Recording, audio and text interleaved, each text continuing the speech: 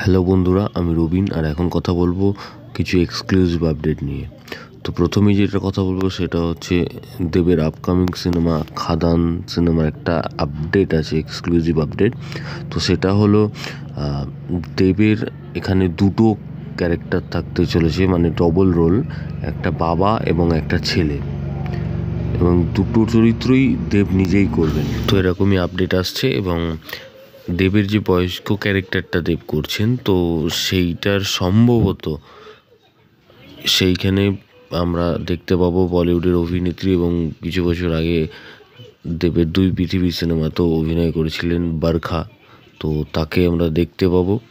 এবং দেবের যে অল্প বয়সী ক্যারেক্টারটা, তো সেখানে আমরা এখানে দেখতে পাবো ইধিকা পাল বা সৌমিত্রিষাকে।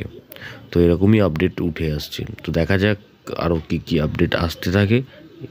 তো পরবর্তী আপডেট হচ্ছে শাহরুখ খানের একটা এক্সক্লুসিভ আপডেট আছে, যেটা হচ্ছে শাহরুখ খান একটা সিনেমা করতে চলেছেন, যেটা হচ্ছে রাজ এবং ডিকের সাথে, এবং এইটা পুরো ফিক্সড হয়ে গেছে সিনেমাটা, এবং ফাইনালি অ্যানাউন্সমেন্ট যেটা সেটা আসবে নেক্সট মান্থে।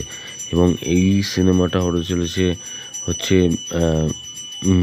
মিস্ট্রি অ্যাকশন থ্রিলার, এবং এই সিনেমাটা হবে রেড চিলির সাথে, মানে শাহরুখ খানের যে প্রোডাকশন হাউস আছে রেড চিলি তার সাথে।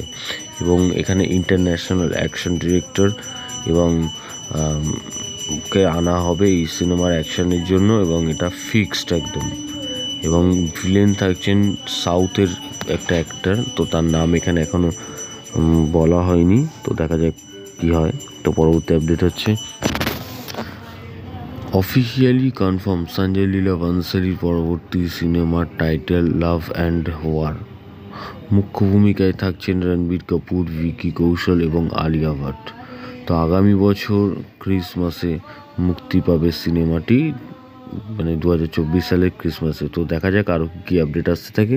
তো পরবর্তী আপডেট হচ্ছে তো সেদিন কুয়াশা ছিল। তো এই সিনেমাতে আমরা মুখ্য চরিত্রে দেখতে পাবো জিতু কামাল, সৌরসিনী মিত্রা, পরাণ বন্দ্যোপাধ্যায়, লিলি চক্রবর্তী, খরাজ মুখার্জি, জয় সেনগুপ্তা এবং আরও অনেককে আমরা দেখতে পাবো। তো এই সিনেমাটা হচ্ছে ভালোবাসার সম্পর্ক, বন্ধুত্বের নস্টালজিয়া। সম্ভবত এখানে জিতু কামাল, লিলি চক্রবর্তী এবং পরাণ বন্দ্যোপাধ্যায়ের ছেলের ক্যারেক্টার প্লে করবে, তো আমরা তাদেরই একটা কেমিস্ট্রি দেখতে পাবো। এবং এই সিনেমাটা ডিরেক্ট করছেন হচ্ছে অর্ণব। তো আরও কী আপডেট আসতে থাকে, তো দেখা যাক। এবং তোমাদের যদি ভালো লেগে থাকে তোমরা কমেন্ট সেকশনে কমেন্ট করে জানিয়ে দাও, এবং সাবস্ক্রাইব করে চ্যানেল বাংলা ফিল্ম।